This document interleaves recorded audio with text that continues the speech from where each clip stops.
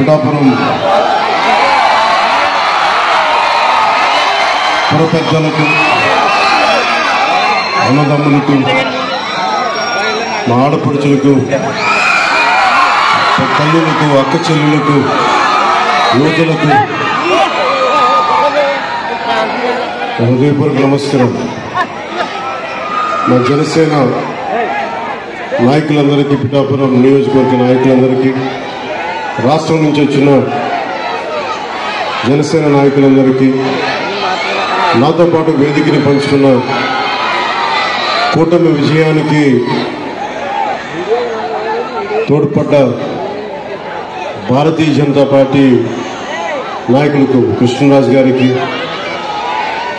Telugu Desam party మాజీ MLA, Telugu Desam నాయకులు అహిర్నిశలు కష్టపడి కూటమి విజయానికి కారకులైన వర్మ గారికి, మీరందరి ఆశీస్సులతోటి ఈ రోజున పార్లమెంటులో జనసేన కూటమి తరపున జనసేన నుంచి గళం వినిపిస్తున్న ఉదయ్ శ్రీనివాస్ గారికి, తుమ్మల బాబు గారికి నా హృదయపూర్వక నమస్కారం.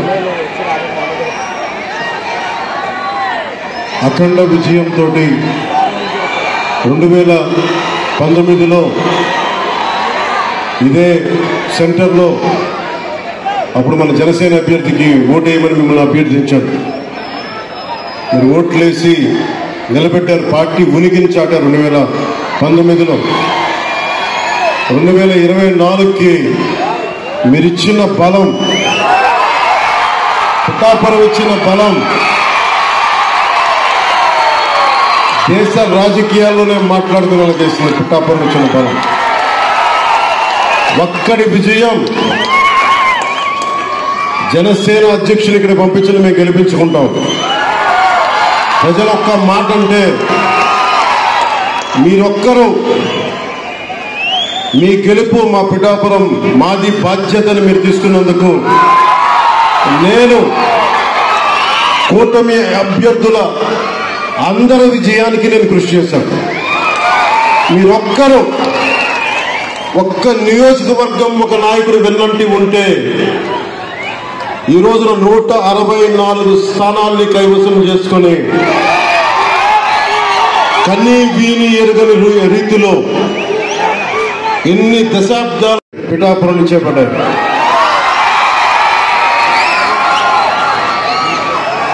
మీరిచ్చింది మామూలు శక్తి కాదు. నేను ఎంత ఉబిళ్ళూరిపోయానో. గెలుపు పిఠాపురంలో కూటమి తరపున జనసేన ఆధిక్యతలో ఉంది. పవన్ కళ్యాణ్ గెలు మనకి మెజారిటీ ఇంత చెప్తా ఉంటే అనుక్షణం నాకొచ్చి మీకొచ్చి 2 చేతులు ఎత్తి నా హృదయపూర్వకమైన ధన్యవాదాలు తెలుపుకోవాలి. మీ అందరికీ అనుక్షణం ఉబిళ్ళూరు. కానీ నేను ఒక కూటమిని కీలకంగా భారతీయ జనతా పార్టీ అగ్ర నాయకత్వంతో సంప్రదింపులు జరిపిన వాడిని, కూటమిని ముందుకు తీసుకెళ్లిన వాడిగా నాకు బాధ్యతలు ఎక్కువైపోయాయి. ఢిల్లీ వెళ్ళాను, అందరినీ తీసుకెళ్ళాం, అందరితో మాట్లాడాం. మనకి ఏమేమి కావాలి, ఎలాంటి పరిస్థితుల్లో ఉన్నాం వివరించే పరిస్థితులతో పాటు నాకు నిజానికి చెప్పాలంటే నేను ఎమ్మెల్యేగా కూడా అసలు నేనేమనుకోలే. నా కర్తవ్యం ఒకటే, తల్లి డొక్కా సీతమ్మ చనిపోయి పుణ్యలోకాల్లో ఉంది. కానీ ఆకలిని ఎవరన్నా తల్లి డొక్కా సీతమ్మ నాకు ఆకలేస్తుంది అన్నం పెట్టి అందరూ బయటకు వచ్చేవారు. ఆవిడొచ్చి ఆకలున్న ప్రతి కడుపు నింపేది. అదే స్ఫూర్తితోటి కష్టంలో ఉన్న మన సగటు మనిషికి నిలబడాలి అన్న తపన తప్ప దాంట్లో పదవులు వస్తాయా, అధికారం వస్తాయో నేనేం ఆశించలేదు. కానీ ఈ రోజున ఉప ముఖ్యమంత్రి ఇక్కడ ఎమ్మెల్యేగా గెలిపించడమే కాకుండా నేను కోరుకోని ఉప ముఖ్యమంత్రి స్థానాన్ని కూడా మీరు మనస్ఫూర్తిగా వచ్చినందుకు అది దానికి ఎమ్మెల్యేగా గెలిపించారు. మీరిచ్చిన స్ఫూర్తిని తీసుకుని పిఠాపురంలోనే పవన్ కళ్యాణ్ గెలిపించాలి అంటే జనసేన ఉన్న ప్రతి చోట మనం తీసుకున్న తక్కువ సీట్లే 100% గెలవాలి అని ఒక్క పిలుపునిస్తే భారతదేశంలో ఎన్ని స్థానాలు గెలుచుకున్నది ఎంత న్యూస్ అయిందో లేదో తెలియదు కానీ ఇన్ని దశాబ్దాలు 21 సీట్లు పోటీ మన అసెంబ్లీ స్థానాలు 2 పార్లమెంట్లు 23 స్థానాలకి 23 స్థానాలు 100% స్ట్రైకింగ్ రేట్ 100% గెలుచుకోగలిగామంటే మీరు ఎంత బలంగా నిలబడ్డారో ఈ రోజున దేశం మొత్తం ఒక చరిత్ర అయింది. భారతదేశపు రాజకీయ చరిత్రలో ఇలాంటి అద్భుతమైన విజయం ఎవరు చూడాల. అది ఇచ్చినందుకు జన సైనికులకి, ముందుగా వీర మహిళలకి, కూటమి నేతలందరికీ, కూటమి కార్యకర్తలందరికీ, అసలు జనసేన అనేది ఎందుకు మాట్లాడారంటే ముందుగా భయంతో ఉండిపోయాం. 2019 నుంచి 2024 వరకు భయంతో ఉండిపోయింది నేల. 5 కోట్ల మంది ప్రజలు కొద్ది మంది చేతిలో భయపడతారా? ఐపీఎస్లు, ఐఏఎస్లు, అధికార యంత్రాంగం భయపడిపోయే పరిస్థితుల్లో నేను బయటకు వచ్చి నిలబడితే, అన్నా మీతో పాటు మేము ఉన్నామని మా తల్లులు, మా అక్క చెల్లెలు, మా ఆడపడుచులు, మా వీర మహిళలు రౌడీలకు ఎదురొచ్చారు. కేసులు పెట్టించుకున్నారు. అటెంప్ట్ మర్డర్ కేసులు కూడా పెట్టేశారు. ఇక జన సైనికులు మబ్బుల్లో పరిగెత్తే పిడుగులు లాంటి జన సైనికుల గురించి చెప్పక్కర్లా. మీరు ధైర్యం ఇస్తే కొత్త తరమే ఇంత పోటీ చేస్తున్నప్పుడు అనుభవం ఉన్న మన తరం ఎంత పోటీ చేయాలని తెలుగుదేశం నాయకులు బయటకు వచ్చారు. కేంద్రం మనకు అండగా ఉండి మనం ఎంతెంత బాగా పనిచేయాలని చెప్పి భారతీయ పార్టీ జనతా నాయకులు అందరం కలిపి ఈ రోజు వచ్చి 164 స్థానాల్ని బలంగా గెలుచుకొని ఒకటే అన్నారు కదా మనల్ని.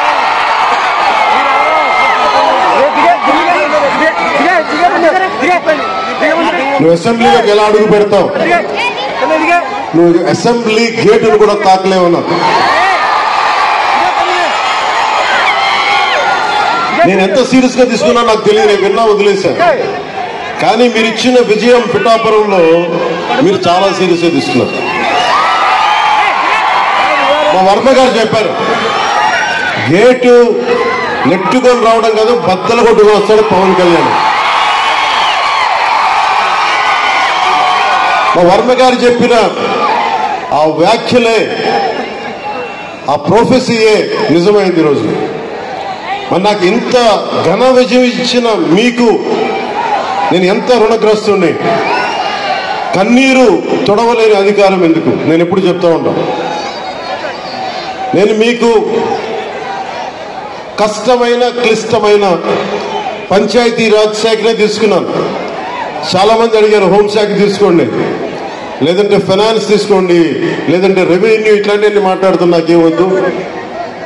ఈ రోడ్డు గ్రామ స్వరాజ్యం ఈ కాంట్రాక్ట్ ఎవరికి ఇస్తున్నారని అడగడం. కానీ నేను అడిగేదల్లా ఇచ్చిన కాంట్రాక్టర్ సవ్యంగా పనిచేస్తాడో లేదో అదొకటి అడుగుతున్నాను. అలాగే ముందస్తుగా చెప్పిన మీటింగ్ లో, రివ్యూ మీటింగ్ లో ఒకటే అడిగా. నేను ఇప్పుడు దాకా నా జీవితంలో నేను సంపాదించిన డబ్బు అకౌంట్ కూడా ఎప్పుడు చూడడం. ఖర్చు అయితే ఖర్చు అయింది, ట్యాక్స్ వచ్చే డబ్బులు వచ్చినాయి, ట్యాక్స్ కట్టే ఇంతే పెట్టుకున్నా. కానీ ప్రజల డబ్బు వచ్చేటప్పటికి, మీ డబ్బు అనేటప్పటికి ఎంత ఒళ్ళు నుంచి పనిచేశానంటే, ఎంత ఒళ్ళు నుంచి పనిచేస్తున్నాను. ప్రతి రూపాయికి లెక్క అడుగుతున్నా. ప్రతి రూపాయికి మీ కష్టం, అది మీ స్వార్జితం. తాజ్మహల్ కట్టి నిర్మాణానికి రాళ్ళెత్తిన కూలీలు ఎవరంటారు? ఈ దేశ ప్రగతికి కండలు కరిగించింది ఎవరు? ఈ దేశ ప్రగతికి రక్త మాంసాలని ధారపోసింది ఎవరు? అది ప్రజలు, అది మీరు. అందుకే నాకు బాధ్యత ఉంది. నేను మీకు ఈరోజు నేను చెప్తా ఉన్నాను, ఆ రోజున ప్రమాణ స్వీకారం చేశాను. మొన్న మన కార్యకర్తల సమావేశంలో ప్రమాణ స్వీకారం చేశాను. ఎమ్మెల్యేగా నేను ఈరోజు మళ్ళీ మీ ముందు ప్రమాణ స్వీకారం చేస్తున్నాను. పవన్ కళ్యాణ్ అనే నేను భారత రాజ్యాంగానికి కట్టుబడి నన్ను అఖండ మెజారిటీ తోటి గెలిపించిన నా పిఠాపురం పుర ప్రముఖులకు, పెద్దలకు, ప్రజలకు, యువకులకు, ఆడపడుచులకు, తల్లులకు, యువతులకు, ప్రతి ఒక్కరికి, అన్ని వర్గాల వారికి, ఎస్సీ, ఎస్టీ, బీసీ, ఓసీ, అన్ని మతాలు, ఇస్లాం, క్రిస్టియానిటీ, అన్ని కులస్తులందరికీ నేను హామీ ఇస్తున్నాను. మానవత్వాన్నే కాపాడుతాను, మీ అభ్యున్నతికే కష్టపడతాను. నేను లంచాలు తీసుకోను, నాకు అలాంటి అవసరం లేదు. మీ అభ్యున్నతికే నేను కష్టపడతాను.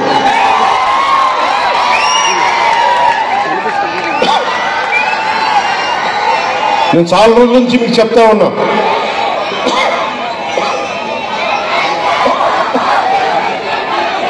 వైసీపీ గత ప్రభుత్వ నాయకులు చెప్పారు, పవన్ కళ్యాణ్ ఆంధ్రాలో ఉండడు, హైదరాబాద్లో ఉండడు, పిఠాపురంకి వస్తే పిఠాపురం వాస్తవ్యుడు కాదు, ఇక్కడ ఉండడు. నేను ఈ రోజున పిఠాపురం వాస్తవ్యుడిగా, సంపూర్ణ వాస్తవ్యుడిగా మారాను. ఎలా ఇందాకే ఒక రిజిస్ట్రేషన్ పేపర్ సంతకం పెట్టా, 3 ఎకరాలు కొని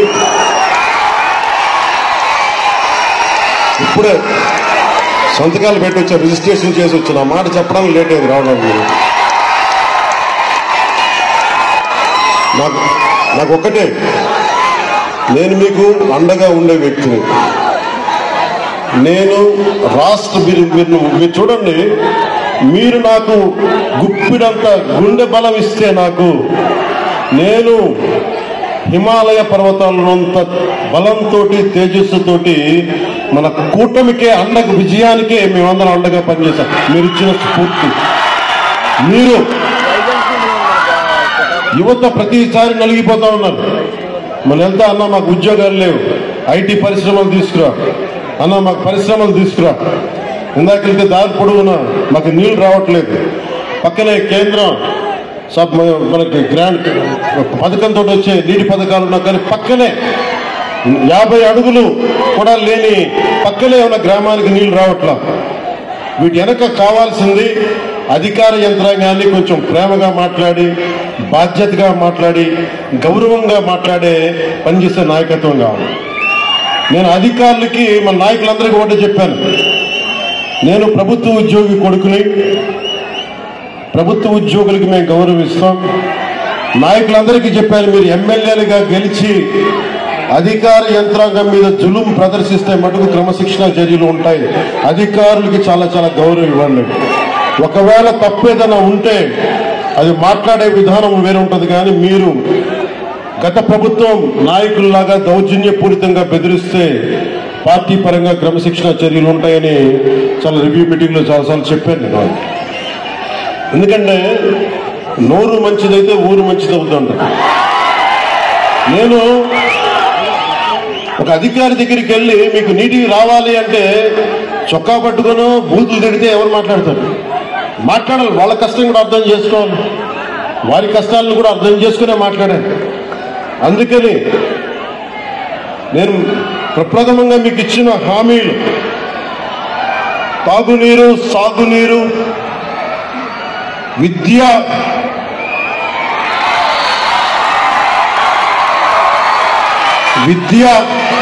వైద్యం, ఉపాధి అవకాశాలు, ముఖ్యంగా తాగునీరుకు సంబంధించి కేంద్ర జల్ జీవన్ మిషన్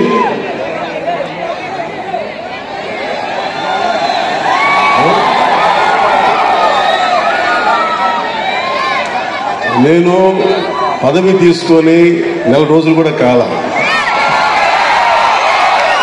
రోడ్లు కదా అన్ని చేద్దాం, ఏది నా దృష్టిలో లేకుండా లేదు.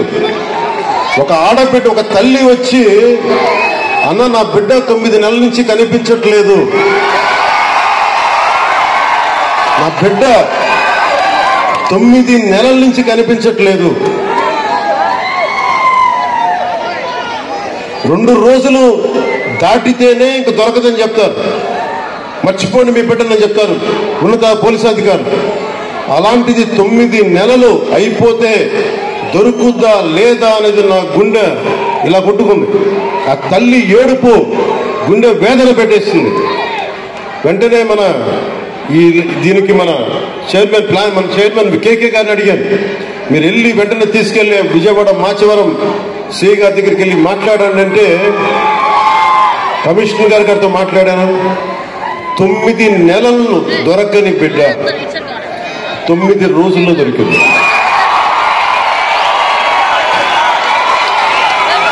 నేను ఈ 9 రోజులు నవరాత్రులాగా అయిపోయినాయి. నాకు ఆ బిడ్డ దొరుకుద్దా లేదా తల్లిని ఒకటే వేడుకున్నా. తల్లి ఒక ఇంట్లో పెంచిన ఆడబిడ్డ ఎటు వెళ్ళిపోయిందో తెలియదు. ఆ బిడ్డ దొరికే వరకు చూడు తల్లి అని చెప్పి ప్రతిరోజు రాత్రి ప్రార్థించాడు. నా ప్రార్థనలో ఆంధ్రప్రదేశ్ పోలీస్ శాఖ సమర్థత, ధైర్య సాహసాలు, వారి అపార నైపుణ్యం కేరళలో చూశారు, బెంగళూరులో చూశారు. ఎక్కడ భీమవరం, ఎక్కడ విజయవాడ, ఎక్కడ జమ్మూ అండ్ కాశ్మీర్. ఆ బిడ్డ జమ్మూ అండ్ కాశ్మీర్ లో దొరికింది. జమ్మూ అండ్ కాశ్మీర్ పోలీసు వెళ్లి తీసుకొచ్చారు. ఇదే 30,000 మంది ఆడబిడ్డలు అదృశ్యం అయిపోతే ఒక్కరు మాట్లాడలే గత ప్రభుత్వం. మీరు ఎందుకు చెప్తున్నానంటే, మీరు పిఠాపురం పెద్దలు, యువత, సమస్త ప్రజానీకం, తల్లులు, ఆడపడుచులు ఒక్క వ్యక్తి వెంట మీరు నడిస్తే, మేమందరం కలిసి ఒక కూటమినే గెలిపిస్తే, మీరిచ్చిన బలం 9 నెలలు దొరకక, బిడ్డ దొరకక, ఆచూకీకి దొరకక, కడుపు ముండలు చుట్టుకుపోయి పడుతున్న ఒక మాతృమూర్తికి మీరు ఆనందం కలిగించారు. మీరు ఇచ్చిన నిలబడినది మీకు జోహార్లు, మీకు మీ అందరికీ ధన్యవాదాలు. అంటే ఇది 9 నెలలు దొరకంది 9 రోజుల్లో దొరకగలిగింది అంటే పోలీసింగ్ లో తప్పు లేదు, వ్యవస్థలో తప్పులు లేవు, వ్యవస్థని నడిపించే నాయకత్వంలో తప్పు ఉంది. సరైన నాయకత్వం గనక రాష్ట్రాల్లో ఉంటే ఇలాంటి సమస్యలు చాలా తక్కువలో ఉన్నాయి. నా దాకా ఉన్నతాధికారితో మాట్లాడుతున్నా, మీ దాకా వచ్చి దాదాపు ఒక ఐజీ స్థాయి అధికారి చెప్తా ఉన్నారు, మీ దాకా వచ్చి సమస్య పరిష్కారం అయిందంటే కింద స్థాయిలో వ్యవస్థలు సరిగ్గా మీ అంత బలంగా పనిచేయట్లేదు, అది మేము కూడా సరిదిద్దుకోవాలని ఒక ఐజీ స్థాయి అధికారి చెప్తుంటే నాకు నిజంగా చాలా ఆనందం కలిగింది. ఆ మార్పు వచ్చింది. ఒక్కొక్క ఎమ్మెల్యేకి నాకు 70,000 నేను అనుకున్నాను, అందరూ అనుకున్నారు. పిఠాపురంలోనే పవన్ కళ్యాణ్ నెంబర్ 1 మెజారిటీ వస్తుందని అందరూ చెప్తా ఉంటే ఏమో అనుకున్నాను. నేను ఒకటే అనుకున్నాను, గెలిపిస్తే సంతోషం అనుకున్నా. సో మీరు 70,000 ఓటు పైసలు ఇచ్చారు. నేను అడిగాను, సార్ ఇదే ఎవరో వచ్చారు నా దగ్గరికి, మీదే నెంబర్ 1 మెజారిటీ అవుతుంది అడుగుతా ఉంటే అడిగాను. మొన్న అన్నారు కదా ఇప్పుడేంటి పరిస్థితి అంటే, సారీ సార్ మీది కాదు, అటంతా వైజాగ్, ఉత్తరాంధ్ర ఏ మూలకెళ్ళినా 30,000 తక్కువ, 10,000 అసలు కనీసం 10,000 తక్కువ, ఎవరికి మెజారిటీలు తక్కువ లేదు. అది కనిష్టం. ఒక్కొక్కరికి 90,000, 98,000 ఏదో ఎంపీ ఎలక్షన్ లాగా వేశారు. అంటే ఎంత నిలబడ్డారు ఈ రాష్ట్ర ప్రజానికం, రాష్ట్ర యువత ఎంత విసిగిపోయారు గత ప్రభుత్వం మీద. మీ కోపం, మీ ఆవేదన రక్తం చిందించకుండా ప్రజాస్వామ్య విధానాల ద్వారా ఒక విప్లవాన్ని తీసుకొచ్చారు. ఒక అరాచక ప్రభుత్వాన్ని కింద కూలదోసి మీరు మట్టిలో కలిపేశారు. ప్రజాస్వామ్యం తాలూకా శక్తి, నాయకుల్లో గనక శక్తి సమర్థత ఉంటే అలాంటి 151 స్థానాలున్న ఒక ప్రభుత్వాన్ని, ఒక అరాచక ప్రభుత్వాన్ని 11 స్థానాలకి కుదించారంటే ప్రజాస్వామ్యం తాలూకు అత్యంత గొప్ప లక్షణం. అది మీరు పాల్గొంటేనే విదేశాల నుంచి, పక్క రాష్ట్రాల నుంచి రైళ్లు, బస్సులు, ఎక్కడో హైదరాబాద్ నుంచి, బెంగళూరు నుంచి, పిఠాపురం కూడా ఓట్లు మార్పించుకున్న వ్యక్తులు ఉన్నారు. ఎందుకంటే మేము ఉన్నాం ఇక్కడ, బంధువులేమో మన ఇక్కడ ఇల్లు వదిలేసి వెళ్ళిపోయారు వేరే ఊర్లకి. తిరిగి వచ్చి వాళ్ళ స్వస్థానాలకు వచ్చి, పిఠాపురంకి వచ్చి మాకు 5 ఓట్లకి సరే 5 ఓట్లు మేము ఇక్కడ రిజిస్టర్ చేయించుకుంటామని చెప్పి రిజిస్టర్ చేయించుకొని కూటమికి నిలబడ్డారు. అసలు ఈ అఖండ మెజారిటీలు మన స్పీకర్ మన అయ్యన్న పాత్రుడు గారు మాట్లాడుతూ, ఎన్టీ రామారావు గారు పార్టీ పెట్టిన సమయంలో కూడా గెలిచాం కానీ ఇంత మెజారిటీలు మేము ఎప్పుడు చూడలేదు, ఆ ఘనత మీకే దక్కింది. అంటే మీకు ఎంత అద్భుతంగా మీరు, అంటే ఈ తరం, ఒక పెద్ద తరం ఆడపడుచులు, యువతులు మీ కోపం, మీ ఆవేదన ఓట్ల రూపంలో మళ్లించి ఈ కూటమి తెలుగుదేశం, జనసేన, భారతీయ జనతా పార్టీ ప్రభుత్వ కూటమిని గెలిపించినందుకు మీకు చేతులెత్తి 2 చేతులెత్తి మీకు నమస్కరిస్తున్నాను. ఈ ఉపోద్ఘాతం అంతా ఎందుకు చెప్పాను? ఇందాక రోడ్ల గురించి అడుగుతూ ఉన్నారు మీరు. అంటే ఒక 9 నెలల సమస్యనే పరిష్కరించగలిగిన వాళ్ళం ఒక ఆడబిడ్డ పోతే, రోజువారీ మనం నడిచే రోడ్లని మేము వేయమా, చెయ్యమా?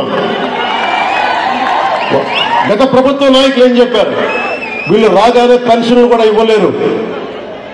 మరి ఏం చేశారు? మొదటి తారీఖుకి మొత్తం ఇచ్చేసాం, 90% ఇచ్చాం మనం. మొదటి తారీఖుకి 5,000 కాదు 6,000 ఇస్తే చాలన్నా మేము దివ్యాంగులు అంటే 6,000 కాదు 15,000 ఇచ్చాం. మీరు ఊహించండి ఎంత. అంటే ఇది నేను ఎందుకు కూటమి అలయన్స్ ఎందుకు తప్పన పడేవాడిని అంటే, ఒక దేహానికి ఒక రక్తనాళం సరిపోదు, ఒక దేశానికి ఒక నది చాలదన్నట్టుగా ఈ రాష్ట్రానికి 5 కోట్ల మంది, రాష్ట్రానికి చాలా మంది, చాలా పార్టీలు, చాలా మంది నాయకులు కలిస్తే తప్ప ఈ సమస్యని అప్పుల ఊబిలోకి నెట్టేసి, రాష్ట్ర విభజన తర్వాత డబ్బులు లేకుండా అయిపోయిన రాష్ట్రానికి, అప్పుల ఊబిలో నెట్టేసిన రాష్ట్రానికి చాలా మంది కమిటెడ్ నాయకులు కలిస్తే తప్ప దీని ఈరోజు అభివృద్ధి రాదు అనేది నాకు ప్రగాఢమైన విశ్వాసం. ఆ విశ్వాసం, ఆ నమ్మకం చాలా పదే చెప్తే, మనకి వర్మ గారు కూడా ఉన్నారు, తెలుగుదేశం అధినాయకులు శ్రీ గౌరవ ముఖ్యమంత్రి శ్రీ నారా చంద్రబాబు నాయుడు గారు, ఆయన అపారమైన అనుభవం ఎందుకు కావాలని అడిగానంటే, మొదటి తారీఖు పెన్షన్లు రావాలి అంటే రాష్ట్ర ఆర్థిక లావాదేవీల్ని ఆయన అర్థం చేసుకున్నంత నేను కూడా అర్థం చేసుకోలేదు. ఆయన సమర్థత కావాలి, ఆయన అనుభవం కావాలి. ఆయన్ని మేమందరం కలిపి వచ్చినందుకే ఆయన అనుభవమే ఈ రోజున మొదటి తారీఖు నేను గెలిపించగలిగాను, అందరినీ ముందుకు తీసుకురాగలిగా. అడ్మినిస్ట్రేటివ్ ఎక్స్పీరియన్స్ గౌరవ ముఖ్యమంత్రి శ్రీ నారా చంద్రబాబు నాయుడు గారికి ఉండటం, ఆయన దక్షత. మొదటి రోజు అందరికీ ఒక్క విలేజ్ వాలంటీర్ సహాయం లేకుండా, ఇది ఒక్క విలేజ్ వాలంటీర్స్ లేకపోతే మేము పథకాలు రావని చెప్పారు. మొత్తం ప్రభుత్వ శాఖనే వాడారు, అందరూ గ్రామ సచివాలయాలనే వాడారు. ఒక్కొక్క సచివాలయం నుంచి 10 మంది. మొత్తం తూర్పుగోదావరి జిల్లా, కాకినాడ జిల్లా నుంచి దాదాపు ఉన్న అన్ని సచివాలయాలు కొన్ని వేలాది మందిని కదిలించి ఒక్క పొద్దున 6 గంటలకు మొదలు పెడితే సాయంత్రం అయిపోయింది, మిగిలిన నెక్స్ట్ డే ఇచ్చేసాం. ఇలాంటి అనుభవం కావాలి. నా దగ్గరే ఉంది, చంద్రబాబు గారి దగ్గర అపారమైన అనుభవం ఉంది. నేను మనుషుల్ని కలపగలను. అది ఒక అన్యాయం జరిగితే నేను గొంతెత్తి మీ పక్షాన పోరాటం చేయగలను. నేను నేర్చుకుంటాను ఈ రోజున. మొన్న పంచాయతీరాజ్ శాఖ వ్యవస్థ గురించి ఫైల్స్ చదువుతా ఉంటే ఒకటే అనిపించింది, శుభ్రంగా చిన్నప్పుడు డిగ్రీ పోస్ట్ గ్రాడ్యుయేషన్ చేసి చదివే తప్పుండేది కదా అనుకున్నాను. అన్ని ఫైల్స్ చదువుతున్నాను రోజుకి. ఎప్పుడు నేను అకౌంట్స్ చూడాలి, నా పర్సనల్ అకౌంట్స్, మీ పబ్లిక్ అకౌంట్స్ కోసం నేను చూస్తా ఉన్నాను. మీకు రోడ్లు కానీ మాకు కొద్దిగా సమయం ఇవ్వండి. మీకు సింపుల్ గా చెప్తున్నాను, మనకి 54 పంచాయతీలు కదా, మనకి 53 మన పిఠాపురంలోనే 54 పంచాయతీలు. 54 పంచాయతీలకి ఈ రోజున సమస్య నిధులు లేవు. మనకి నిన్న రివ్యూ చేస్తా ఉంటే కాకినాడలో క్రయ విక్రయాలు, భూముల అమ్మకాలు, క్రయం విక్రయాలు ఉంటే మన స్టాంప్ డ్యూటీ కడతాం. ఒక ఉదాహరణకు 1000 రూపాయలు స్టాంప్ డ్యూటీ కడితే దానికి కనీసం 2% దాంట్లో డబ్బులు మనకు రావాలి, పంచాయతీలకు రావాలి. పంచాయతీలకు డబ్బులు మన స్టేట్కి వెళ్తున్నాయి కానీ అక్కడి నుంచి రావట్లా. అందుకే పంచాయతీలో నిధులు మనకి కులాలకి ఏదైనా కావాలన్న నిధులు లేవు. ఏ మూల చూసినా నిధుల్ని అడ్డగోలుగా దారి మళ్లించేశారు. ఋషికొండ అనే ఒక ప్యాలెస్ కట్టడానికి 600 కోట్ల రూపాయలు వెచ్చించారు. ఎవరుంటారు అక్కడ? గెస్ట్ హౌస్ అంటారు, టూరిజం శాఖ గెస్ట్ హౌస్ అంటే సరే సంతోషం, అది మీ సొంత ఇల్లు కాదని మీ ఆర్గ్యుమెంట్ నేను ఒప్పుకుంటున్నాను. ఆ ఖర్చు అవసరమా? అదే ఖర్చు కనుక కనీసం ఒక 25 కోట్లు ఈ రోజున పిఠాపురం కానీ ఏ నియోజకవర్గంకి ఇచ్చినా రోడ్ల సమస్య తీరిపోయేది, నీటి సమస్య తీరిపోయేది. డబ్బులు ఎలా ఖర్చు పెడతాం? ఇష్టారాజ్యం ఖర్చు పెట్టేస్తారో డబ్బు. 30 లక్షలతో ఎవడన్నా సరే బాత్టబ్ పెట్టుకుంటాడు, ఎవడన్నా నేనే పెట్టుకున్నాయని. ఇన్ని కోట్లు సంపాదించావు నేనే పెట్టుకోను.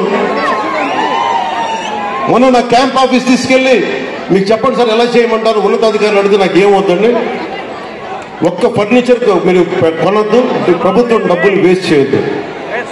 ఎందుకు వేస్ట్ చేయొద్దన్నానంటే నేను కనుక ఒక 10,000 రూపాయలకి ఫర్నిచర్ కొంటే ఆ 10,000 రూపాయలు ఒక ఉద్యోగి జీతానికి వెళ్ళిపోతుంది.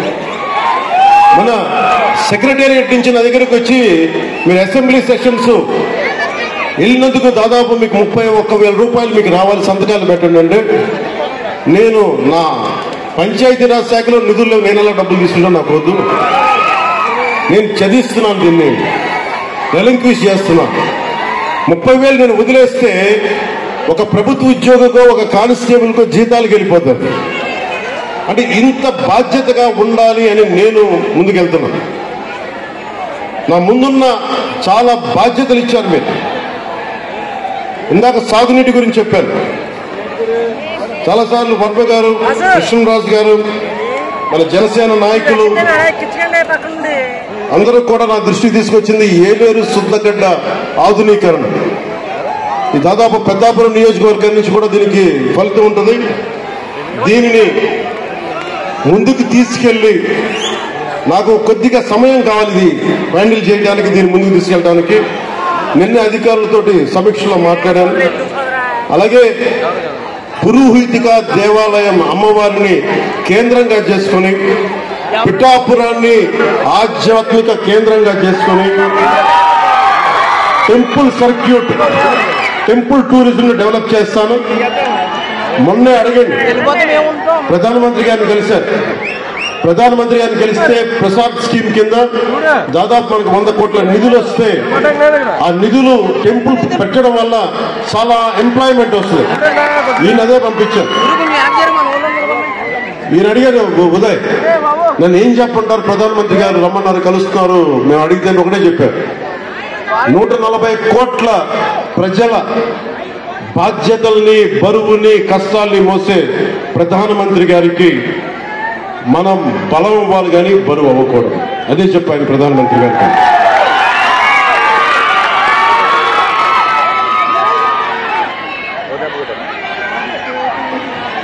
అలాగే మనకి పిఠాపురంలో సెరికల్చర్ ఉంది. ప్రతిసారి చిత్తూరు కానీ లేదంటే మనకి ఆ ముడిసరుకి మదనపల్లి హనుమాన్ జంక్షన్కి వెళ్లాల్సి వస్తుందని చెప్పి నా దృష్టిలో ఉంది. దానిని ఇక్కడే చేసే ఆప్టిమైజింగ్ సెంటర్, రీలింగ్ సెంటర్ని ఇక్కడే ఏర్పాటు చేస్తాం. దాని గురించి కూడా మాట్లాడుతూ ఉన్నాం. అలాగే ఉత్పత్తిలో విత్తనాలు మరియు బహుళ పంటల సంబంధించిన చాలా డిమాండ్ ఉందని కాబట్టి ఇక్కడే విత్తన కేంద్రం ఏర్పాటు చేయాలి. దాని తగ్గ ఏర్పాట్ల గురించి కూడా అధికారులతో మాట్లాడుతూ ఉన్నాను. దుర్గాడ గ్రామంలో మాకు మిర్చిని కొట్టే థ్రాషింగ్ ఫ్లోర్ కావాలి అంటే దాన్ని కూడా ముందుకు తీసుకెళ్తా ఉన్నాం. గొల్లప్రోల్లో హార్టిక ఉద్యాన పంటలు ఎక్కువ, దానికి కోల్డ్ స్టోరేజ్ని మాట ఇచ్చాను, అది చేసి పెడతాను.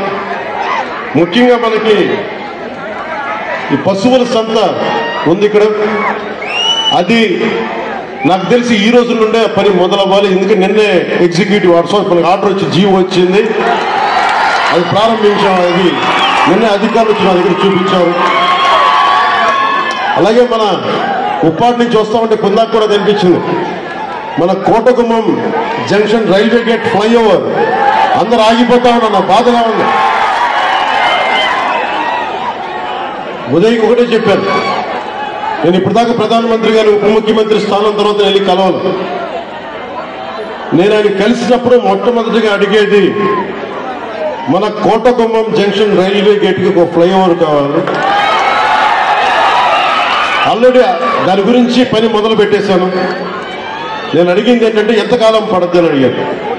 సంవత్సరంన్నర, సంవత్సరం 8 నెలలు కాదు, నాకు సంవత్సరం లోపు అయిపోయేలాగా ఏం జరగాలో చెప్పండి, ఎవరిని కదిలించాలో చెప్పండి, కేంద్రం ఢిల్లీకి వెళ్తే ఎవరితో మాట్లాడాలో చెప్పండి, నేను మాట్లాడతాను, డబ్బులు తీసుకొస్తాం. ఇది మీరు అనుకున్న దానికంటే కూడా చాలా తొందరగా కోటగుమ్మం రైల్వే జంక్షన్ ని మీకు ట్రాఫిక్ అంతరాయం లేకుండా వచ్చే బాధ్యత మేము తీసుకుంటాం, అది చేసి పెడతాం. అలాగే ఆసుపత్రి, మన కమ్యూనిటీ హెల్త్ సెంటర్ ఉంది, పొద్దునే పని మొదలు పెట్టాం. ఇది చాలా తక్కువ కాలంలోనే ఒక సూపర్ స్పెషాలిటీ హాస్పిటల్ గా దీన్ని తీర్చిదిద్దుతాం. మల్టీ స్టోరీ బిల్డింగ్ వచ్చేలాగా ప్రతిసారి కాకినాడ కేజీఏ కాకుండా, అపోలో కాకుండా ప్రభుత్వం నిర్వహించే సమర్థవంతమైన మనకి ఈ మల్టీ స్పెషాలిటీ హాస్పిటల్ని తీసుకొస్తాను.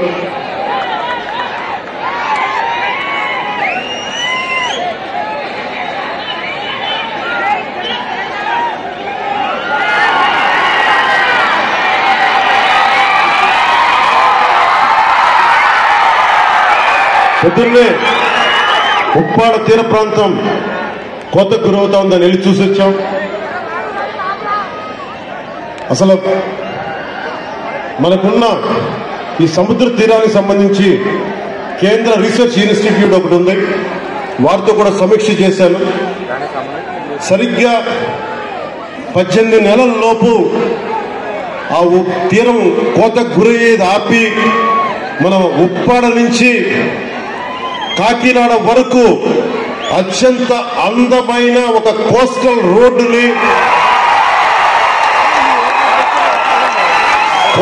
రోడ్డుతో పాటు సముద్ర కోతని ఆపడమే కాకుండా అక్కడ చాలా అద్భుతంగా టూరిజం ని డెవలప్ చేసి సాయంత్రాల పూట మీరు వెళ్ళి కూర్చోవాలంటే అక్కడ కూర్చునేలాగా, యువత ఆడుకోవాలంటే ఆడుకునే క్రీడలకు సంబంధించినవి కానీ, దాన్ని టూరిజంగా చేస్తే ఏమవుతుందంటే సర్వీస్ సెక్టర్ డెవలప్ అవుతుంది, యువతకి వేరే ఊర్లకు వెళ్లకుండా ఇక్కడే ఉపాధి అవకాశాలు వచ్చేలాగా ఆ మొత్తం 11 నుంచి 13 కిలోమీటర్ల తీర ప్రాంతం అది. ఆ తీర ప్రాంతంలో దాదాపు వేలాది ఉద్యోగాలు వచ్చేలాగా ఒక ప్రణాళిక చేస్తున్నాం. అది ఆల్రెడీ మాట్లాడా.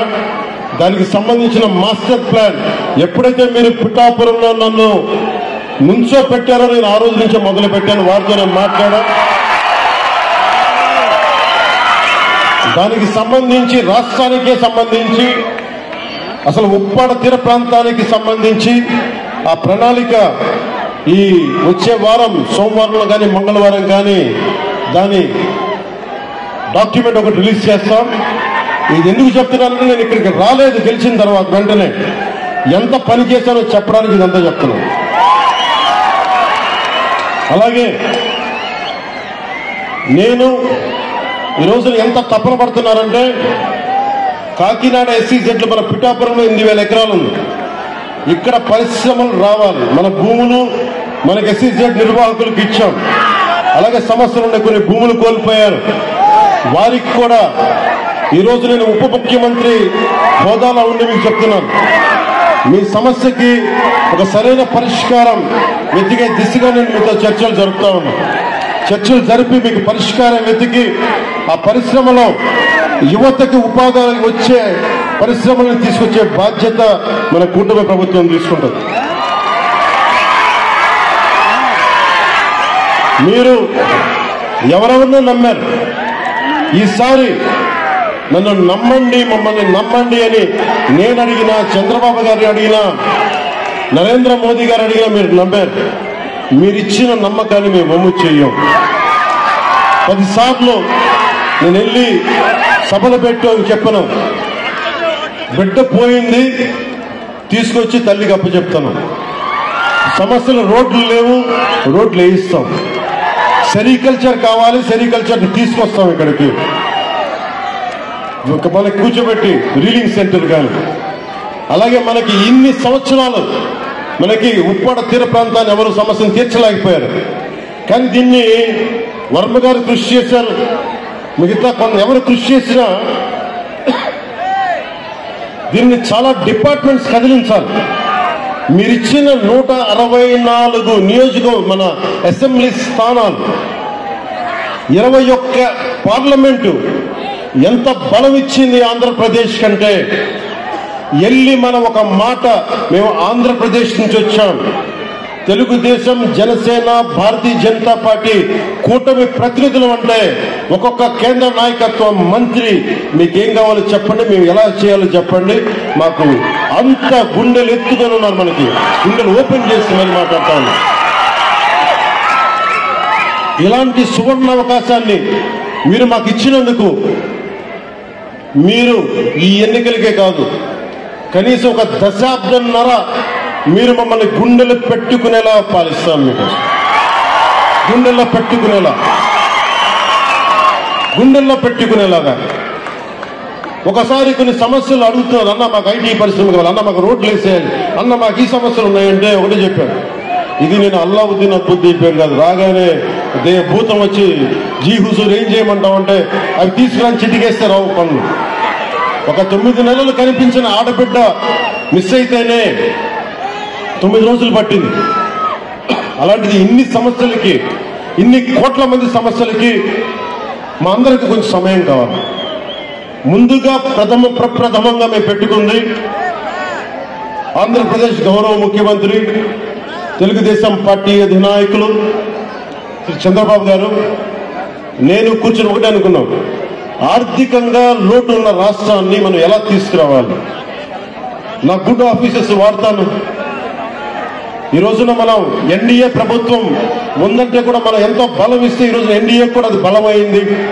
ఇవన్నీ పెట్టుకొని ఆంధ్రప్రదేశ్కి నిధులు తీసుకొచ్చే బాధ్యత గౌరవ ముఖ్యమంత్రి చంద్రబాబు నాయుడు గారు, అలాగే మీ గుండెల్లో ఉండే నేను దీని బాధ్యత నిర్వహిస్తాను.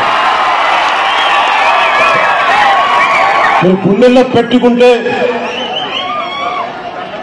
దశాబ్దం పాటు ఏ పదవి లేకుండా నడిపించేశారు. మీరు ఎంత శక్తివంతులు నాకు అర్థమైంది. ఏ మూలకెళ్ళిన యువత సీఎం నడుస్తుంటే చాలాసార్లు అరిచేవాళ్ళు. ఇక్కడే కదా అరిచింది మొదటి, ఇక్కడే.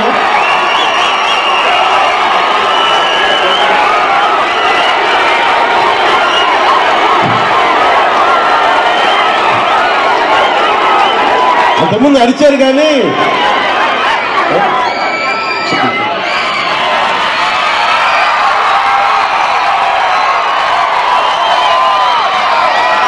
అప్పుడు ఇంకా కూటమిని పూర్తి స్థాయిలో అనౌన్స్ చేయలేదనుకోండి, మీరు సీఎం అంటుంటే సరే మీరు కోరుకుంటే అలా జరుగుతుంది. కానీ పురోహితిగా తల్లి ఏం చెప్పిందంటే, నన్ను సీఎం కాదు కానీ డిప్యూటీ సీఎం అవుతుంది అని నా మాట. అలాగే తల్లి నువ్వు ఏది ఇస్తే అంత, నువ్వు పదవి ఇవ్వకపోతే గడప మీద సేవకుల్లా పనిచేస్తా, పదవి ఇస్తే బాధ్యతతో పనిచేస్తా. అది నువ్వు ఎమ్మెల్యేగా నుంచోబెట్టు, కార్యకర్తగా నుంచోబెట్టు, లేదంటే నీకు ఒక ఏం చేయమంటావు తల్లి. నేను తల్లికి పాదాల దగ్గర ఉండేవాడిని. తల్లి ఏ బాధ్యత చెప్తే ఆ బాధ్యత నెరవేరుస్తా. అలాంటి మీ శక్తి ఈ రోజున మీరు అనుకున్న శక్తి డిప్యూటీ సీఎంగా చేసింది. ఇది అందరూ అడుగుతున్నారు, ఎలా ఉంది డిప్యూటీ సీఎం అయితే. నాకు రెండు తెలియదు, నాకు అపజయం తెలియదు, విజయం తెలియదు. అలాగే నాకు పదవి ఉన్నప్పుడు ఎలా ఉంటుందో తెలియదు, పదవి లేనప్పుడు ఎలా ఉంటుంది. అన్నిట్లో ఎప్పుడు సామాన్యంగానే ఉంటుంది. పదవి లేనప్పుడు రాజాలాగే ఉన్నా, పదవి ఉన్నప్పుడు కూడా రాజాలాగే ఉన్నా. ఎందుకు ఆ మాట అన్నాను మీ గుండెల్లో అంటే, ఏ రాజ్యాంగం రాసింది, ఏ రాజ్యాంగం రాసింది ఒక వ్యక్తిని మీ గుండెల మీద పచ్చబట్టు పొడిపించుకోమని? ఏ రాజ్యాంగం రాసింది ఒక ఆడబిడ్డ అన్నా అని ప్రేమగా పిలిచే పదం ఆత్మీయత? ఏ రాజ్యాంగం రాసింది ఒక తల్లి వచ్చి నాన్న నా కొడుక అని చెప్పి ఆప్యాయతగా మాట్లాడేది? నా ఆయుష్ పోసుకొని కూడా నువ్వు చల్లగా ఉండని చెప్పి పెద్దలు మాట్లాడే ఏ రాజ్యాంగం రాసిచ్చింది? అందుకే అన్న, రాజ్యాంగ పదవులు ఈరోజు ఉన్నాయి, గౌరవిస్తా. ఇందాక నుంచి మాట్లాడుతున్నా, గుర్తుంది, చంపేస్తున్నాను. పిలిపిస్తాను, మీ అందరిని పిలిపిస్తాను. ఏ రాజ్యాంగ పదవుల్ని ఇచ్చిన పదవుల్ని గౌరవిస్తాను, కానీ మీ గుండెల్లో ఇచ్చిన ఈ స్థానం, నన్ను మీ గుండెల్లో పెట్టుకున్న ఈ స్థానం కడ వరకు, ఆఖరి శ్వాస వరకు, తల్లి జగజ్జననిలో ఐక్యమయ్యే వరకు నేను మీకు రుణపడి ఉంటాను. పిఠాపురం ఎప్పుడు నేను పోటీ చేయాలి ఎప్పుడు అనుకోలే. నేను దత్తాత్రేయుడు ఆరాధించేవాడిని, దత్తాత్రేయ పరంపరను ఆరాధించేవాడిని. 2001లో 1995లో అనుకుంటా శ్రీపాద శ్రీవల్లభుడు చరిత్ర చూశాను, చదివి ఒకటే కోరుకున్నాను, ఎప్పుడన్నా పిఠాపురం వెళ్ళాలి, శ్రీపాద శ్రీవల్లభుని దర్శించుకోవాలని అనుకునేవాడు. కానీ నాకు ఎన్ని సంవత్సరాలు ప్రయత్నం చేసి నాకు కుదిరేది కాదు. పిఠాపురంకి 2014లో వచ్చాను, 2019లో వచ్చాను. ఎమ్మెల్యేగా పోటీ చేస్తే తప్ప శ్రీపాద శ్రీవల్లభుడు దాని దగ్గరికి తీసుకురా. అలాంటి శ్రీపాద శ్రీవల్లభుడు సాక్షిగా మీ అందరికీ నేను రుణపడి ఉంటాను. నేను మీకు రుణగ్రస్తుల్ని. మిమ్మల్ని మీ సమస్యల్ని మా గుండెల్లో పెట్టుకుంటాం. మేము ఒక్కరం కాదు, ఇక్కడ పెద్దలు వర్మ గారు ఉన్నారు, యువ నాయకులు కృష్ణరాజు గారు ఉన్నారు, జనసేనకి ముందుండి నడిపిస్తున్న జనసేన నాయకులందరూ పేరు పేరున ఉన్నారు. మనకి మర్రెడ్డి శ్రీనివాస్ గారు ఉన్నారు, వీర మహిళలు ఉన్నారు, ప్రతి మండలానికి చెందిన నాయకులు ఉన్నారు. మేమందరం సమిష్టిగా, అలాగే ఉదయ్ శ్రీనివాస్ ఎంపీగా ఉన్నారు, మేమందరం సమిష్టిగా పనిచేసి ఈ 5 సంవత్సరాలు అయిపోయే లోపు మళ్ళీ కూటమి గెలుపు 29 కాదు 28కే పోటీ చేయడం కూడా వేస్ట్ అనిపించుకోలేదు. అంత అభివృద్ధిని చేసి పెడతాం, అంత పని చేసి పెడతాం, అంత బలంగా పనిచేస్తాం. నాకు కొన్ని సమస్యలుంటే, కొన్ని చేయలేని పరిస్థితుల్లో మీ దగ్గరికి వచ్చి జవాబుదారీతనంతో ఉన్న వ్యక్తిగా నేను మీకు చెప్తాను, ఈ పని అనుకున్నాం, ఈ పని ఎట్లా అవుతుంది, ఎప్పటికప్పుడు దాని ప్రోగ్రెస్ మీకు తెలియజేస్తా. అని తెలియజేసుకుంటూ, నాకు విద్య, వైద్యం, ఉపాధి, సాగునీరు, తాగునీరు ఈ సమస్యలన్నింటికీ చాలా క్రమబద్ధమైన విధానాలతో ఒక ప్రణాళిక రూపొందించాం, కానీ ముందుకు తీసుకెళ్తామని తెలియజేసుకుంటూ, పిఠాపురంలో మీకు చెప్పాను ఇందాకే, సాయంత్రం రిజిస్టర్ చేశాను ల్యాండ్ అని. త్వరలోనే అక్కడ నా ఇల్లే కడతాను, ఆఫీస్ కూడా కడతాను, క్యాంప్ ఆఫీస్ ఇక్కడ కడతాను. 1 ఎకరం స్థలం, 1 ఎకరం 2 ఎకరాల స్థలం పార్టీ ఆఫీస్ ఈరోజు నాకు బాధగా ఉంది, రోడ్ల మీద ఉండిపోతా ఉన్నారు. జనసేన ఆఫీస్కి రావాలి అంటే ముందు వాకిలి తెరిచి ఉండాలి, అందుకని 2 ఎకరాల స్థలం పెట్టండి, ఎవరు వచ్చినా ముందుకు రావాలి. ఇలా ఉండాలి కనీసం. మా హక్కు జనసేన ఆఫీసు. చిన్న ఆఫీసులు అయిపోతే ఏమనిపిస్తుంది, దూరం నుంచి ఉంటారు. ఇంత ప్రేమగా వచ్చిన మీకు గేట్లు తెరిచి జనసేన మిమ్మల్ని వచ్చి రా అని చెప్పేలాగే 1 ఎకరం 2 ఎకరాల స్థలం మీరు వచ్చి సాయంత్రాలు కూర్చున్నా నాకు ఇబ్బంది లేదు, మాట్లాడుకునే ఇబ్బంది లేదు, ఇలా రోజు మాట్లాడుకున్న నాకు ఇబ్బంది లేదు. అలాగే చాలా మంది పిటిషన్స్తో వస్తూ ఉన్నారు. ఈరోజు ఒక 5 మందిని నేను అపాయింట్ చేశాను ఇక్కడి నుంచి రాకముందే. వారి చేత పిటిషన్లు తీసుకుంటా ఉన్నాం. ప్రయారిటీ ఒకటే చెప్పారు, ఎవరైనా సరే మెడికల్ సంబంధించిన సమస్యలు వస్తే దాని ప్రయారిటీ తీసుకోండి. అలాగే లా అండ్ ఆర్డర్ సమస్య, ఏమైనా కిడ్నాపింగ్లు జరిగినా దాడులు జరిగినా అది ప్రయారిటీ తీసుకోండి. అలాగే విద్యార్థులకి ఏదన్నా కష్టాలు ఏదైనా విద్యకు సంబంధించి ఉంటే అది ప్రయారిటీ తీసుకోండి. అలాగే యువతకి ఉపాధి అవకాశాలు అంటే ప్రభుత్వ ఉద్యోగాలు వచ్చే లోపు మన మద్దతుదారులు, మన తెలుగుదేశం నాయకులు ఉన్నారు, తెలుగుదేశం పార్టీ మద్దతుదారులు ఉన్నారు, కృష్ణరాజు గారు ఉన్నారు, వర్మ గారు ఉన్నారు. ఇవన్నీ కాకుండా కూటమికి నిలబడ్డ చాలా మంది పెద్దలు ఉన్నారు. వారందరి కంపెనీల్లో జాబ్ మేళా ఇక్కడే పెట్టుకుందాం. వారిని పిలిపిస్తాను. మన ఉదయ్ శ్రీనివాస్ ఉన్నారు, చాలా మంది ఢిల్లీ నుంచి పిలిపించి జనసేన ఆఫీస్లో యువతకి మీకు స్కిల్ ఉంటే వచ్చి మీరు జాబ్ మేళా ఇక్కడే పెడతారు. మీరు వచ్చి మీ సమర్థత ప్రతిభని బట్టి మీరు ఉద్యోగాలు ఇక్కడే సెలెక్ట్ అయ్యేలాగా, మీరు ఎన్నుకోపోయేలాగా బాధ్యత కూడా తీసుకుంటాం ప్రభుత్వ ఉద్యోగాలు వచ్చే లోపు. ఇలాంటివన్నీ ముందుకు తీసుకెళ్తున్నాం. నాకు కనీసం 2 నెలలు ఒక క్వార్టర్ సమయం కావాలంటే, కనీసం క్వార్టర్ అంటే గత ప్రభుత్వం క్వార్టర్ కాదు, బ్యాంకు క్వార్టర్ అంటే 3 నెలలు.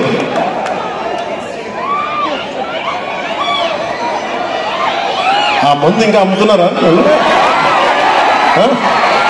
అమ్ముతున్నారు. అబ్కారీ శాఖ మంత్రి కొల్లు రవీంద్రబాబు గారు అడగలుగుతున్న పరిస్థితి. ఇంకా వాళ్ళు మందు అమ్ముతున్నట్టున్నారు కదా. ఇంకా మరేదో కొత్త మధ్య విధానం తీసుకొచ్చే వరకు తప్పదు అనుకుంటాం. దొరకట్లేదండి. సరే, ఈ లోపల దయచేసి ఎవరన్నా తాగాలని మైండ్ సెట్తో ఉంటే దయచేసి దాన్ని ఆరోగ్యాలు కాపాడుకుని తాకండి. అదొకటి నా విన్నపం. అలాగే మీకు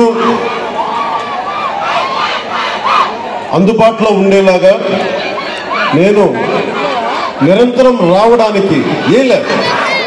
ఒకేసారి నా మీద అందరూ మీద పడిపోతే కష్టమైపోతుంది. అందుకని కొంచెం పెద్ద స్థలమే తీసుకున్నాను.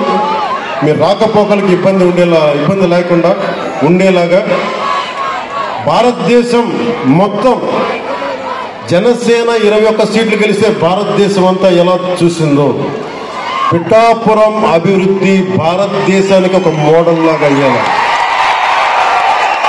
ఒక్కళ్ళు కాదు, ఇక్కడ నేను ఒక్కనే కాదు, పెద్దల వర్మ గారు, కృష్ణరాజు గారు ఉన్నారు, ప్రతి మండలానికి ఉన్న మన జనసేన నాయకులు ఉన్నారు, ఇన్ఛార్జిగా బాధ్యత తీసుకున్న మర్రెడ్డి శ్రీనివాస్ గారు ఉన్నారు. మీరు దమ్ముండి ఇక్కడే పిఠాపురంలో వచ్చే మెజారిటీతో ఈ అబ్బాయి గెలిచేశాడు. దాదాపు 70 ఇక్కడే 1,00,000 ఓట్లు వచ్చేసిన అబ్బాయి. అండ్ ఇప్పుడు మనం జనసేన రికగ్నైజ్డ్ పొలిటికల్ పార్టీ. చాలా కష్టం, ఎన్ని దెబ్బలు, ఎన్ని ఆటుపోట్లు, ఎన్ని తట్టుకొని నిలబడ్డామంటే నా గురువు గారు ఒక ఆయన చెప్పారు. ఇక్కడున్న ఇస్లాం మత ధర్మాన్ని పాటించిన మా జన సైనికులు చెప్తా ఉన్నాం, వెళ్ళి ఇక్కడ బంగారు పాపమ్మ దర్గా ఉంటుంది. నా గురువు సనాతన ధర్మాన్ని పాటించే గురువు ఆయన చెప్పింది ఎంత గొప్ప వ్యక్తి అంటే, ఆయన చెప్పింది వెళ్ళి అక్కడ బంగారు పాపమ్మ దర్గా ఉంటుంది, దాన్ని దర్శించాం, అక్కడ చాలా శక్తి ఉంది, దండం పెట్టుకు వెళ్ళి ఆశీర్వాదాలు కావాలి అంటే నేను వెళ్ళి లోపలికి వెళ్ళి కూర్చుంటే నించున్నాను. ఇంతే ఉంది స్థలం, అపారమైన శక్తి ఉన్నది, ప్రశాంతత వచ్చింది, దీవెన వచ్చింది. అలాగే ఆంధ్ర బాప్టిస్ట్ చర్చికి వెళ్తే, మనకి వెనకాల ఉన్న ఆంధ్ర బాప్టిస్ట్ చర్చికి వెళ్తే చాలా అద్భుతమైన ప్రార్థనలతోటి ఆ క్రీస్తు సూక్తాలు మనకి స్తుతులతోటి ఆ ప్రార్థన జరిగినందుకు ఆ చర్చ్ ఫాదర్స్ అందరికీ కూడా పెద్దలకి నా 2 చేతులెత్తి నేను వారికి నమస్కరిస్తున్నాను. నేను వారాహి తల్లి వ్రతం చేసిన ఇస్లాం ధర్మాన్ని గౌరవిస్తాను. నిన్న నా స్నేహితులతో చెప్తా ఉన్నా, బైబిల్లో మా టీచర్ అమ్మ చెప్పేది, శిరోమణి టీచర్, ఆవిడ క్రిస్టియన్ ధర్మాన్ని పాటించే టీచర్. ఆవిడ చెప్పిన వాక్యాలు గుర్తుండిపోయినాయి. తనను తగ్గించుకున్నవాడు హెచ్చింపబడను అంటే నాకు ఇష్టం ఆ వాక్యం. అది పాటించాను అనుకుంటా. 60 సీట్ల పోటీ చేద్దాం అనుకుంటే లేదు 40 సార్లు, 40 కాదు అంటే సరే 35 కూడా కాదు 25 కూడా కాదు 21 అంటే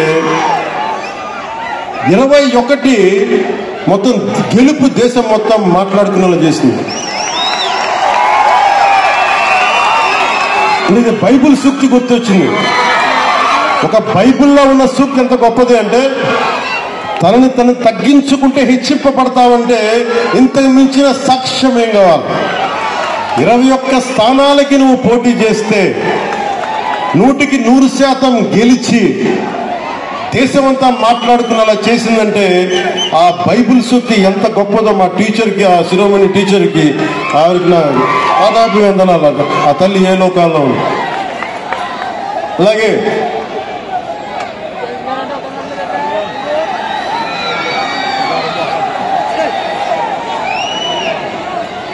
ఉప్పాడ సభకు పెట్టుకున్నప్పుడు నేను చాలా బలమైన కొన్ని దశాబ్దాలుగా సనాతన ధర్మాన్ని గౌరవించే వ్యక్తిని, పాటించే వ్యక్తిని. వారాహి తల్లి వ్రతం చేస్తున్నా, బొట్టు పెట్టుకున్నా, నా ప్రియ సోదరులు పాటించే ఇస్లాం మతానికి అంతే గౌరవిస్తాను. నా అన్నదమ్ములు పక్క చెల్లెలు పాటించే క్రీస్తు ధర్మానికి నేను అంతే ప్రాణం ఇస్తాను. భగవంతుణ్ణి మనం రకరకాలుగా ప్రార్థించుకోవచ్చు. ఒకరు అల్లా అనొచ్చు, నేను ఈశ్వరి, తల్లి, వారాహి అనొచ్చు, మీరు జీసస్ అనొచ్చు. అన్ని దారులు, భిన్నమైన దారులు ఒక దారికి చేరుతాను అని తెలియజేసుకుంటూ, సర్వ మతాలు సమ్మేళనం ఈ నేల తల్లికి, పిఠాపురం నేల తల్లికి మొక్కుతూ మీ అందరికీ దారి పొడవుతా ఇక్కడ అభినందనలు పలికిన ప్రతి ఒక్కరికి, అన్ని మండలాల్లోని ప్రజలకి, 53, 54 పంచాయతీల ప్రజలకి, అన్ని మండలాల ప్రజలకి రెండు చేతులెత్తి మీకు శిరస్సు వంచి నేను నమస్కరిస్తున్నాను. ఈ మేలు మర్చిపోలేదు, గుండెలో పెట్టుకుంటాం.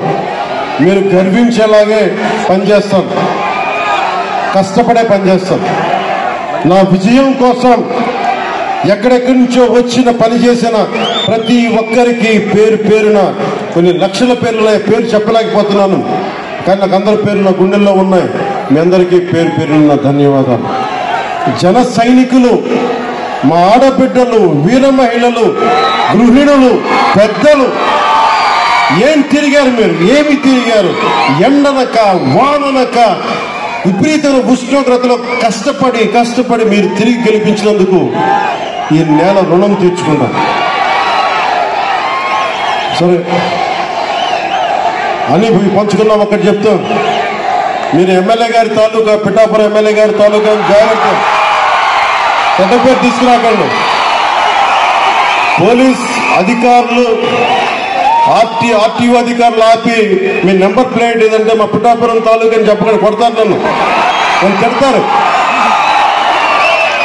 అలాగే 1 వేలో వెళ్ళిపోతా ఏంటి ఇదంటే పిఠాపురం తాలూకా ఎమ్మెల్యే మాకు అలా కాదు. మనం పాటించకపోతే ఎట్లా? అందరూ చట్టాలు పాటించాలని చెప్పే స్థితిలో ఉండి మనం కూడా చట్టాలను పాటించాలి. మీరు సరదాగా హుషారుగా చేయండి. అప్పుడప్పుడు కావాలంటే నాకు 2 ఎకరాల స్థలం ఉంది, అక్కడ వచ్చి మీరు కావాలంటే బైక్ వేసుకుని తిరగండి.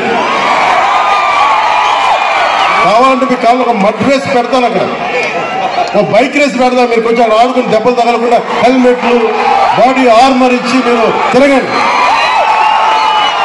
మీరు బాగుండాలనే కదా మేము అందరం చేసేది. సో మీరు ఆరోగ్యంగా, ఆయురారోగ్యాలతో ఉండాలి. మీరందరూ ఆయురారోగ్యాలతో ఉండాలి. చిన్నపిల్లలందరికీ ఉన్నతమైన జీవితం ఉండాలి. వచ్చే తరం కోసం పనిచేస్తున్నాం. అలాగే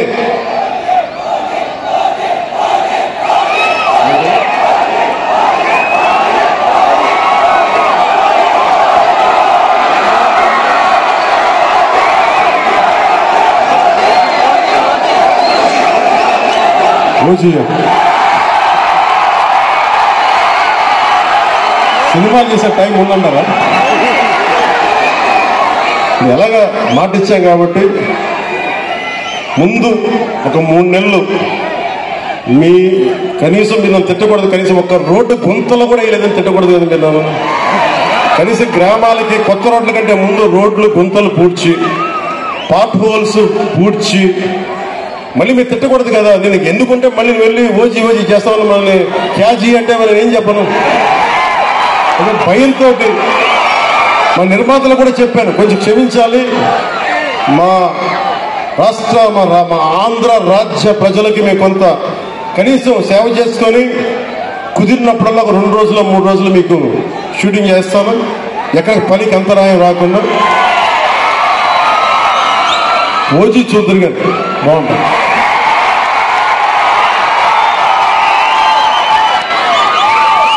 అలాగే మీరు చెప్తున్నా, దయచేసి మీరు మనం గెలిచాం కదా అని చెప్పి గత ప్రభుత్వ నాయకుల్ని కానీ వారి కార్యకర్తల్ని కానీ దయచేసి దాడులు కానీ ఇవన్నీ చేయకండి, వాటిని హింసించకండి. కనీసం సోషల్ మీడియాలో పోస్టులు కూడా పెట్టకండి. వాళ్ళు చేసిన తప్పు మనం చేయదు ఎవరిని. ఎందుకంటే మరీ చట్టాలని అధిగమించి కొంతమంది చేసి ఉండొచ్చు, అది పెద్దలు పివి నరసింహారావు గారు చేసినట్టుగా చట్టం తన పని చేసిపోతుంది. అందుకని మనం మటుకు దయచేసి ఎవరిని కక్ష సాధింపు చర్యలకి తీసుకురాకండి, అది మనకి మంచిది కాదు, మనం చేయొద్దు. అందుకని మీ అందరికీ సర్వం ఇప్పుడు సుఖం కలగాలి, మీరందరూ క్షేమంగా ఇంటికి వెళ్ళాలి. నాకంటే వయసులో ఉన్న మీ ఇంట్లో ఉన్న పెద్దలందరికీ నా పాదాభివందనాలు తెలియజేయండి. మా జనసేన నాయకులందరికీ పేరు పేరున ధన్యవాదాలు తెలుపుకుంటూ, ప్రత్యేకించి వర్మ గారికి 2 చేతులెత్తి నా కృతజ్ఞతలు తెలుపుకుంటూ, మా కృష్ణరాజు గారికి కృతజ్ఞతలు తెలుపుకుంటూ, మర్రెడ్డి శ్రీనివాస్ గారికి నా కృతజ్ఞతలు తెలుపుకుంటూ, వాళ్ళు ఒకటే అడిగాను, నేను అందరినీ ముఖ్యంగా జన సైనికుల్ని కలుస్తాను, వీర మహిళల్ని కలుస్తాను, నాకు ఆఫీస్ ప్రాంగణం పెద్దయ్యే వరకు కొద్ది రోజులు వెయిట్ చేయండి, నేను మిమ్మల్ని అందరినీ కలిసి మిమ్మల్ని అభినందించి మీకు థ్యాంక్స్ చెప్పుకునే బాధ్యత, మీతో కలిసి భోజనం చేసే బాధ్యత నేను తీసుకుంటాను. అలాగే మా disciplinary committee chairman Shri Ajay గారికి, రాష్ట్ర నలుమూలల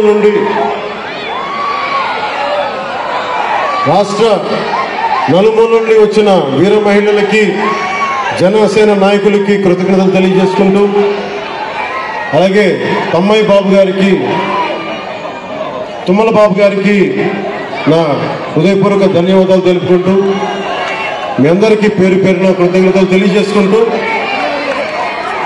మాట్లాడటం కంటే కూడా పని చేయడం ఇష్టం, నన్ను పని చేసుకొనివ్వండి. భవిష్యత్తులో మీరు ఇంకొక ఎవరి వైపు చూడాల్సిన అవసరం రాదు. కూటమి తప్ప ఇంకేం కనిపించదు, కూటమే కనిపిస్తుంది. కూటమి ప్రభుత్వం రావాలనే మీరు కోరుకుంటారు, అంతలాగా మేమందరం పనిచేస్తాం. నేను మీ అందరికీ తెలుగుదేశం అధినాయకులు, గౌరవ ముఖ్యమంత్రి శ్రీ నారా చంద్రబాబు నాయుడు గారి తరపు నుంచి, వర్మ గారి తరపు నుంచి, కృష్ణరాజు గారి తరపు నుంచి, మర్రెడ్డి గారి శ్రీనివాస్ గారి తరపు నుంచి, నరేంద్ర మోదీ గారి తరపు నుంచి, నా తరపు నుంచి మీ అందరికీ ధన్యవాదాలు. తెలంగాణలో